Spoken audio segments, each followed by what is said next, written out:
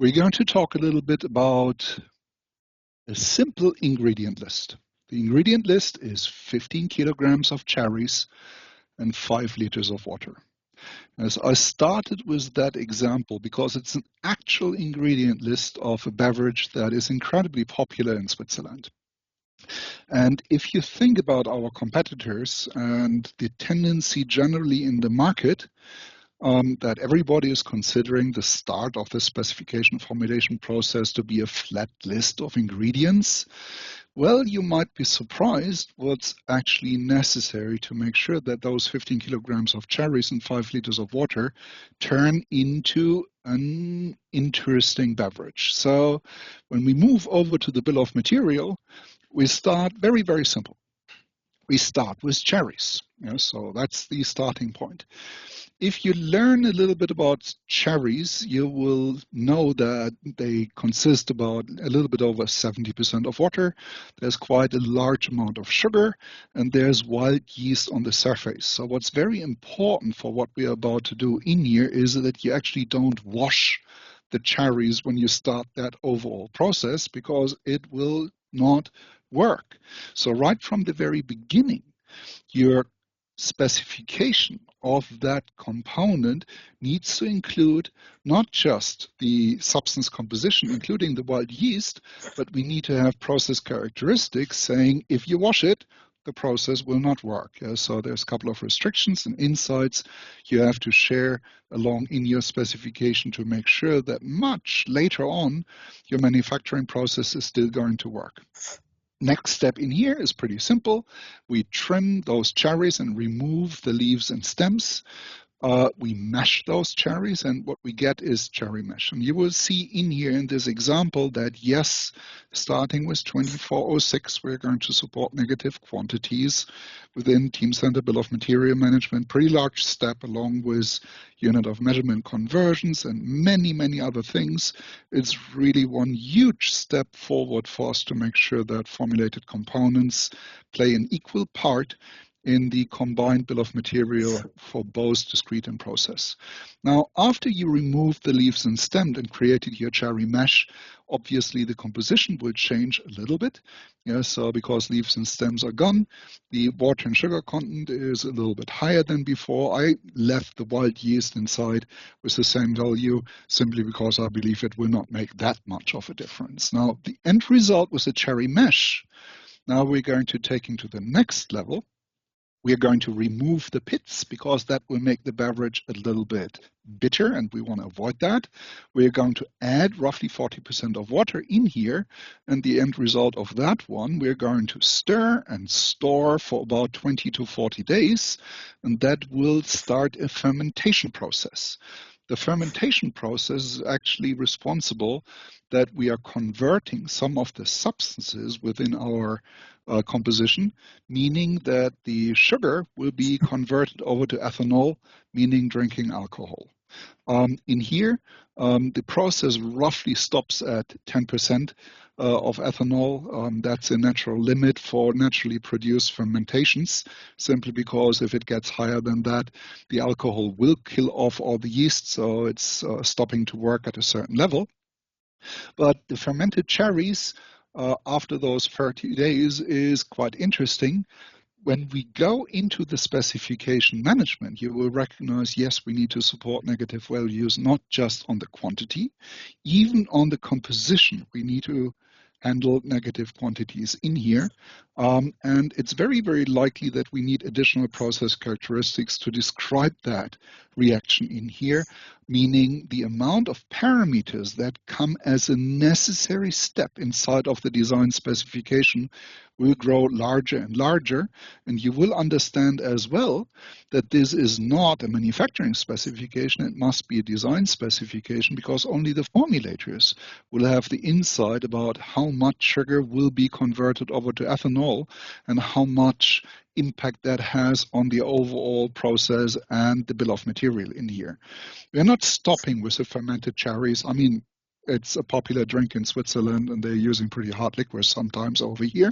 So we are taking those fermented cherries and put that further into another processing step. First of all, we filter all of that stuff to remove the slop. and then we will distill it. The distillation process will remove most of the water. Um, the distillate itself is typically around 98% of alcohol. We have around 2% water left, and the leftovers, everything that is leftovers from the cherries, that is called congeners, is around 0.2%. So the taste, what you consider as special about those brandies, is just a very, very minor amount of substance that is left over from those original ingredients. But that's the way those distillates are actually being done. The process in here is a little bit inaccurate. I took it actually from a moonshine website, so it was incredibly funny that the Siemens security system allowed me to browse to moonshine websites. I'm pretty sure that my superior, so Mario, I'm very sorry if I get emails from our compliance departments about me going to the wrong websites. It was all for scientific reasons, yes, so it's not that I actually try and do that. Still, I asked everybody to leave the meeting if you're under the legal age, so we should be good, actually. So our brandy, the cherry brandy, is distilled twice. This recipe is only distilling once, but I ran out of space on that slide, so I needed to stop somewhere in the complexity of that process. Hope you're good with that. After distillation, obviously we don't drink 98% of ethanol. We're going to add water again. Yeah? So it's a funny little process if you look at it. Right in the beginning, we add water, then we remove water, and then we add water again. Yes, and it cannot be the same water because that is considered contaminated. So quite an interesting process of adding and removing the very same thing multiple times. The end result is what in Switzerland we call Kirschwasser. Its literal translation is cherry water. Yes? So it's a cherry brandy, tastes pretty good, and we do drink that along with Swiss cheese fondue. I will come to that in 2 slides. And if you know my slides, that can take 5 more minutes, but that's the way we do those presentations today. So it's 40% ethanol, so a pretty strong drink. We have around 60% water and 0.1% of congeners. That is the end result for the consumable itself. Obviously, you cannot sell it as such. So to really make a sellable consumer unit out of that one, you need to put it into a bottle, you need to add a label, and then you will get your consumer unit with all the necessary quantities. So this one is actually a pretty large bottle. Usually they are a little bit smaller. In here we have 500 grams of the consumable. I have one example in here. So if you look at the small picture, that is the official advertisement for Swiss made Kirschwasser. They come in 350 milliliter bottles, so a little bit smaller.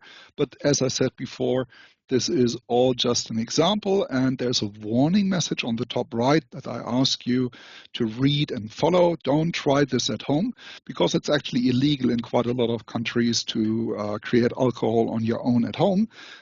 So we try to avoid that because we're all good citizens and would never do that.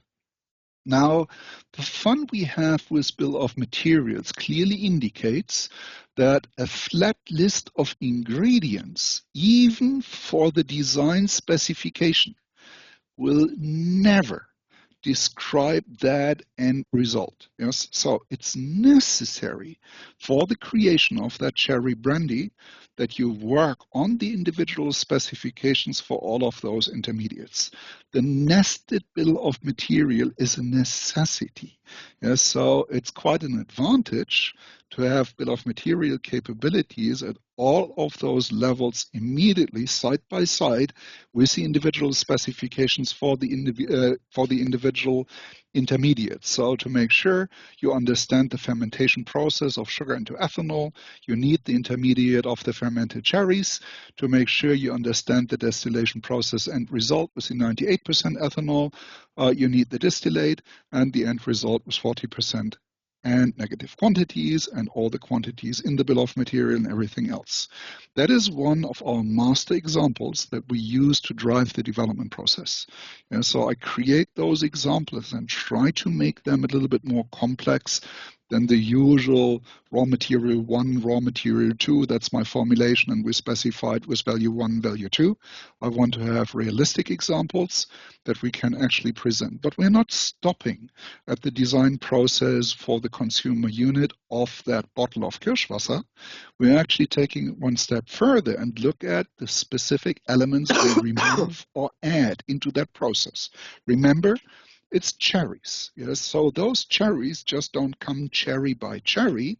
Usually they will arrive in the factory with in barrels.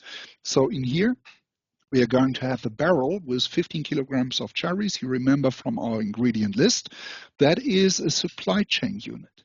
One of the huge advantages with the data model we have inside of Teamcenter is that you can take any intermediate raw material or end result formula material and declare it as a unit on its own by just creating a relationship to an item SKU. So this raw material, essentially, the cherries in here, is part of the cherry mesh, making that a part of the consumer unit of the Kirschwasser, but it also is used in the supply chain unit. So you use the unit, the item SKU cherries in the supply chain to manage the supply chain process, and there is a lot of lifecycle management you need to do on this one as well, just like the end result, the consumer unit of the bottle of Kirschwasser. This way, you have clean bill of materials. Yes, so the supply chain unit contains the cherries, and the consumer unit with a bottle of Kirschwasser does not contain the barrel, for example. There's a general tendency in the market that you try to insert the product in the product, making the barrel actually a part of the bill of material for the Kirschwasser. I can absolutely assure you, barrels are not found in a bottle of Kirschwasser. Yes, so not just they don't fit, but they are really not inside. So there's no barrel in them. You don't need to be afraid of this one. This way, we have a very clean opportunity to split in between those elements and handle them individually as well, and also have different quantities. So the unit of cherries in the supply chain is 15 kilograms. And inside of the consumer unit, the cherry mesh consists of 95% weight of those cherries. Individual units, they influence each other if necessary, but they can be quantified individually, which is a huge advantage, obviously, as well. Then we have leaves and stems. I really try to think about leaves and stems a little bit, but technically I consider it waste. So for waste management, we need to take them into account. The overall amount of waste in here is 750 grams of leaves and stems, according to the example, although I'm pretty sure those values are widely inaccurate. But you can unit management those as well. And then we have a couple of byproducts. In Switzerland, we usually have what we call a Kirschkernkissen. And that is a word that you will recognize for all of those people that are able to have the German language skills. So, Sanjay, you will know immediately what it means. It's a pillow full of cherry pits. The good part about them, you can put them in a microwave, and cherry pits actually contain and maintain heat very well. Yes, so in Switzerland, we put them into a microwave. You put them into your bed if it's too cold and put that under your feet, and you will have warm feet for quite some time, or you put it under your neck, depending on where you actually grow old and feel the pain. So a cherry pit pillow is a pretty nice byproduct. You just need a pillow slip. It contains about 600 grams of cherry pits, and within one pillow slip, we suddenly have the opportunity that from the very same bill of material, we can drive a number of byproducts, not just the cherry pits. The slop is typically used as animal feed, and this example in here wants to point out that the consumable for the animal feed is not just slop, but that can be a formulated material again as well. So on this example, we take 75% of slop and mix it with 25% of a protein supplement, which is necessary to make it appropriate animal feed. We put that into a paper sack, and technically we have our next byproduct. Yes, this looks like a bill of material that might surprise some of you because the complexity inside is by far bigger than the initial ingredient list of 15 kilograms of cherry and 5 liters of water. but that is the actual design specification. For our customers, it's a reality to handle this complexity even in the design stage. So managing that information with a bill of material in Teamcenter was the ability to do the where used, the assignment to different SKUs and high-level packaging and everything that is necessary. I consider it a huge advantage to drive that with our technology, and please present such examples to our customers because it's their reality to handle the complexity of the products that they have in their portfolio.